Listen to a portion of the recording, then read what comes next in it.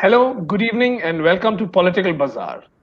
The results for the Assembly elections 2021 are yet to be finalized, but the trends are crystal clear.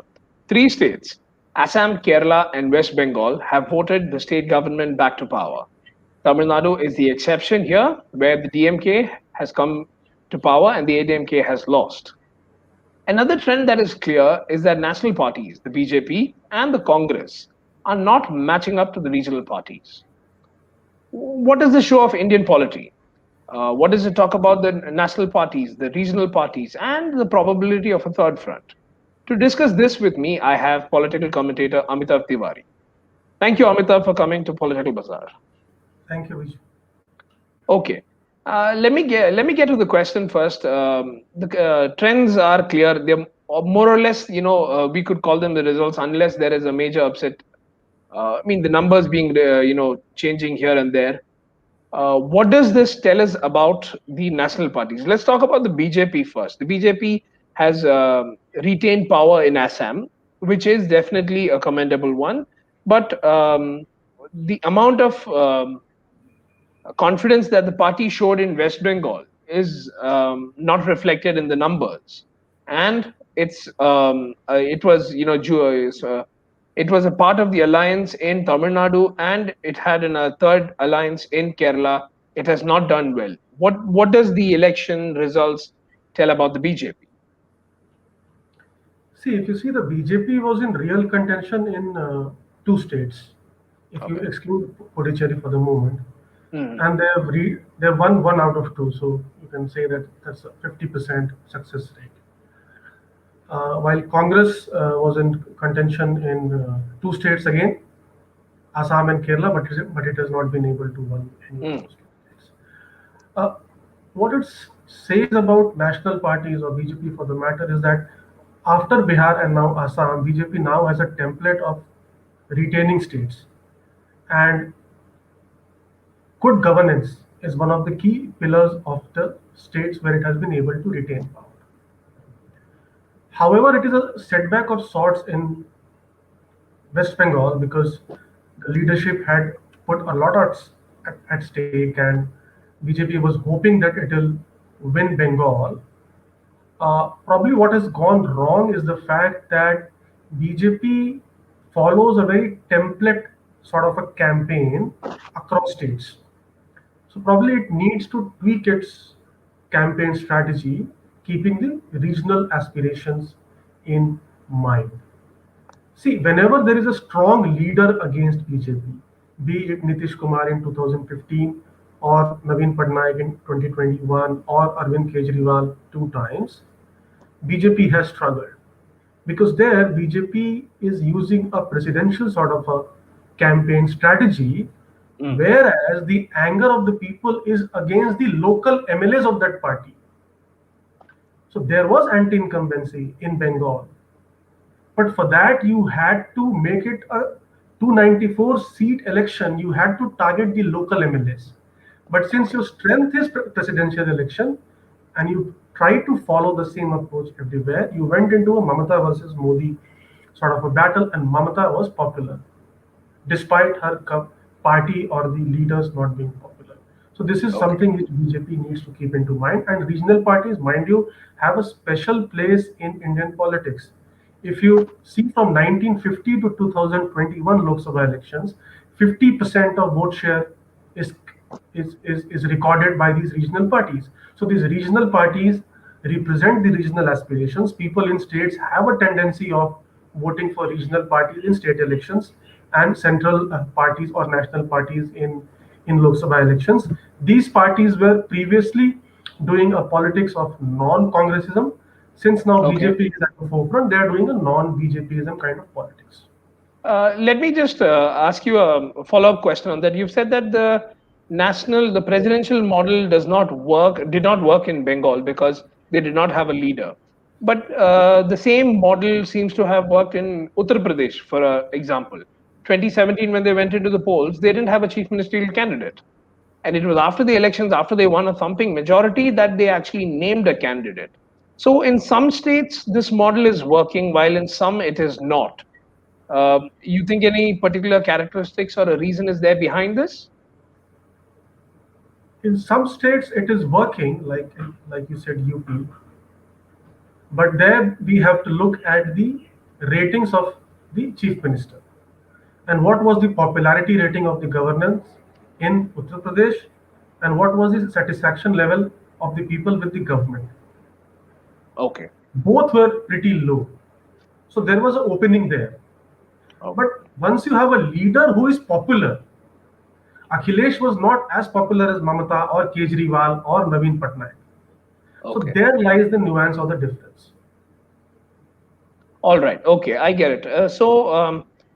Uh, does the BJP perform well in states where it is pitted against the Congress when it actually does bad when it is pitted against a regional party? Is that a safe assumption to make? The trends do show that. Okay. However, in MP, Chhattisgarh, and Rajasthan, Congress was able to win those battles against BJP. Okay. And therein also, if you recall, Congress had not declared chief ministerial candidate in any state. And it ran a very localized campaign because the chief ministers there, Shivraj or Raman, were very popular. Okay. So, okay, you can't actually generalize in that sense. Okay, let's come to the Congress now. For the Congress, this was important in the sense that it was not in power in any of the states. So it has not lost power, but it desperately needed to come to power, especially in Kerala, where, with the left winning, almost 4 decade trend has been broken. And now the Congress is basically restricted to Punjab. So, what do you think is the problem here for the Congress? And after that, could you also say what do you think it should be doing to actually, rectify these mistakes? See, what is happening with Congress is that actually it is the Congress which is pulling down the performance of its alliance partners. If you see in Kerala, the IUML and the Kerala Congress are winning more than 50% of their seats. But Congress, which is contesting the largest number of seats, is winning just 27%. Same in Assam. AIUDF has won 70% of the seats it contested, whereas Congress is around 25, 27. So when it enters into an alliance, it is not able to transfer its votes to the regional parties. What is the mistake it is doing is that it is not able to uh, quench the factionalism amongst various groups in states. So what happens is that it is not able to project a leader. So in Kerala or in Assam, there are 2, 3 factions. So it is not going behind a leadership and projecting it as a leader. Secondly, is that what it is doing is that while it is conducting or criticizing the governments across states or in the center, it is not being able to provide solutions to those problems. And neither it is able to provide a viable alternative which people can bank on. Because people always come back with this statement that you've not been able to do this in 70 years or 10 years or 15 years when you were in the power in the state. So how come do we believe that you will be able to implement what you're saying? Because the promises which they made in Assam, the guarantee card, or in Kerala, or even the Nyaya scheme is fabulous. But people are not believing on those promises. So it has to rectify, or it has to rectify its leadership issue at the top as well as in the various states. Is it safe to say that there is a trust deficit among the voters when it comes to the Congress? There is an increasingly growing trust deficit among the voters against the Congress, and wherever the people of the state are finding a regional party which will be able to occupy the vacuum which is created by the Congress and take on the BJP, people are increasingly supporting those regional parties. Okay, that brings me to the third part that I wanted to focus is the third front, the anti-BJP, anti-Congress parties. Now with this win, you have Mamata Banerjee solidifying her position in West Bengal. You have the left in Kerala. You have the DMK in Tamil Nadu. So, do you think with the results today, the chorus for a anti-BJP, anti-Congress alliance will increase?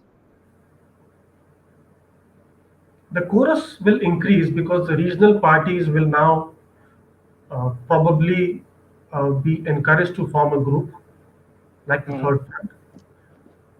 But any such combination cannot succeed without the backing of the Congress. And why do you say that? Because the Congress is not the Congress it used to be. It's no longer it's no longer a national party. It is definitely a national party. I'm sorry. What I'm saying is it does not have the power it used to once have. Like the UPA was led by the Congress. Today, do you think an alliance can be led by the Congress? No, so that is what I was coming at. An alliance being led by Congress and an alliance which is being backed by the Congress. These are two separate things. Yes. So what I'm trying to say is that the third front cannot win a national election without the backing of the Congress.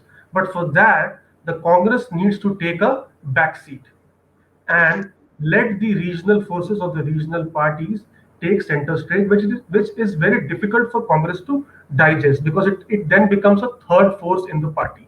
And the major problem with the third front is that there are so many leaders that it is very difficult to arrive at a consensus leader among those leaders. Okay. Okay. So let me come to the final question that I have for this session is that with this result, how do you look at the 2022 UP elections and the 2024 general elections? You think is it too early to actually say that this is going to set some sort of a trend? It gives an indicator, or do you see some messaging over here?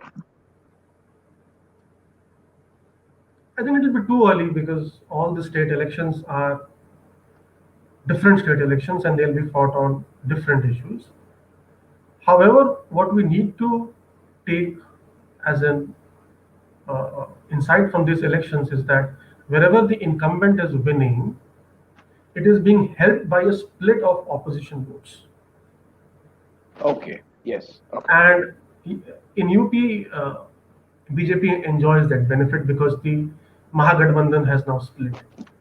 So with the split of anti-BJP vote into three parties, SP, BSP, and Congress, unless something drastically happens in the next 5-6 months, currently it is placed in a better position. And 2024 is anyways a long shot, and we have to see how this COVID management and the economic fallout of this crisis is managed by the Modi government. All right.